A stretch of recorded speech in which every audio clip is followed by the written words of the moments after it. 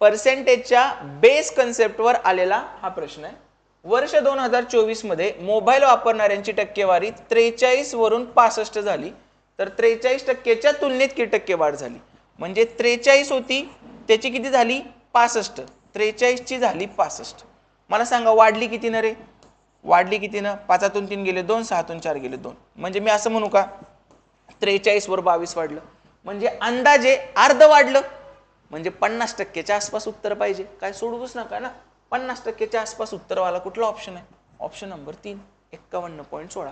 तुम्हाला काहीही करायची गरज नाही. आणि ह्याच्या अलीकडचा पण ऑप्शन असतं तर आपण काय म्हणलं असतं 43 तर निम्म काय 21.5 आहे. 21.5 पेक्षा 22 मोठं आहे म्हणजे 50% पेक्षा थोडं मोठं पाहिजे.